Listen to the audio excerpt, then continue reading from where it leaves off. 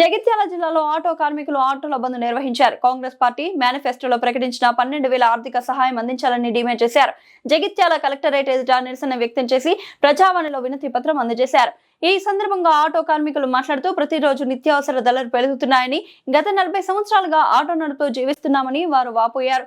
Auto కార్మికులకు అనారోగ్య సమస్యలు ఎదురవుతున్నాయని, అంతేకాకుండా అనేక రకాల సమస్యల పరిష్కారానికి రాష్ట్ర ప్రభుత్వం ప్రత్యేక సంక్షేమ బోర్డు ఏర్పాటు చేసి ఆటో కార్మికులను ఆదుకోవాలని డిమాండ్ చేశారు.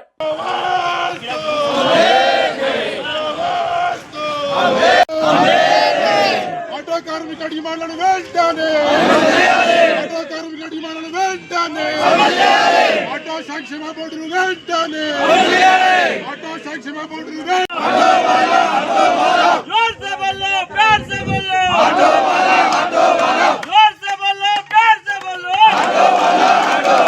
ఐక్యత ఆటో కార్మికుల ఐక్యత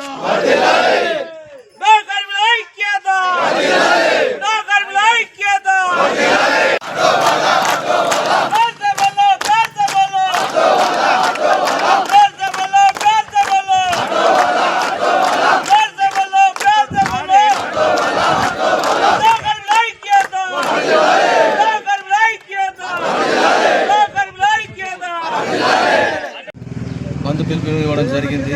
అందులో భాగంగా జగిత్యాల జిల్లాల నుండి అన్ని మండలాల నుంచి వచ్చినటువంటి నా తోటి ఆటో కార్మికులకు అందరికీ వందనాలు. ముఖ్యంగా ప్రభుత్వం ఏదైతే సంక్షేమ పథకాలు ఏర్పాటు చేస్తుందో ప్రజలను దృష్టిలో పెట్టుకొని మేము కూడా ప్రజలమే, మీరు మహాలక్ష్మి పథకం పెట్టారు, మేము కూడా ప్రజలమే, మేము కూడా అప్పు చేసి కొనుక్కొని ఆటో నడుపుకొని జీవిస్తున్నాము.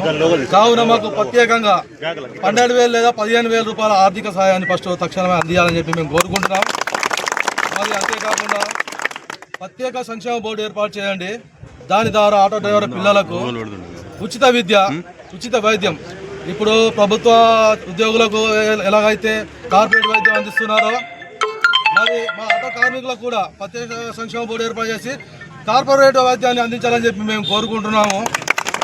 మరి అంతేకాకుండా ఆటో కార్మికులు సోషల్ సర్వీస్ అనే విధంగా 24 అవర్స్ అర్ధరాత్రి ఎటువంటి వ్యక్తులైనా కానీ మంచి చెడు ఇప్పుడు కావాల్సిన హాస్పిటల్కి వెళ్ళాల్సిన కానీ ఏదైనా ఎమర్జెన్సీలో 24 అవర్స్ కనబడేదే ఆటో.